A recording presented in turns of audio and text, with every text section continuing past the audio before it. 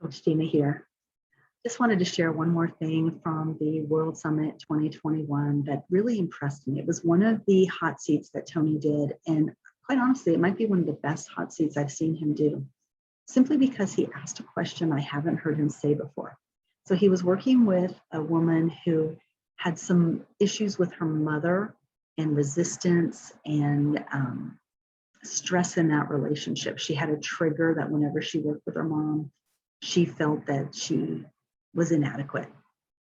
And so after Tony worked with her, he said, so tell me what it's going to look like a year from now with your mother and interactions that you have with her. And so she gave him her vision of what it was going to look like. And he said, okay, it's good. I want you to see that successful relationship that you have with her. Now tell me 3 things that you did to make that vision happen. And so she had to go from her vision to a place where she was seeing in her mind the steps she would have to take to be that new person. And I thought that was a really, really insightful way. So he said, what is the new way that you are going to act or that you are going to believe in order to make that happen?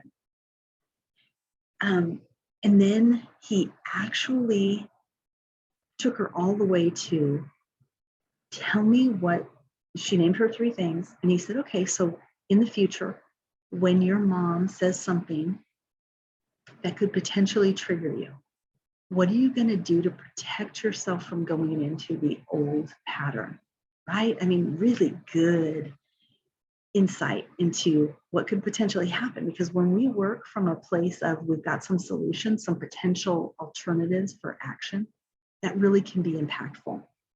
And one of the things he said was, when your mom says those things to you, there's 2 reasons why someone has an interaction. One is a cry for help, and one is a loving response. So can you look at the interaction you have with her and just say, you know what? My mom is really hurting. And her interaction with me right now is actually a cry for help, or it's her loving response to me, which might not be what I want as a loving response, but that interaction, I can choose to accept what those 2 things are. I can either say that she's hurting, or I can say that she's helping, in a sense, that she is reaching, trying to be the best that she can be. And he responded after she had that kind of interaction with, what if you were to say something like, I know how much you love me, and I know that you want me to be the best version of myself that I can be, right? Like, put the words into their mind that you are using to frame acceptance of what they're saying, so that they can see it as well and start to pattern and understand their responses to you as well.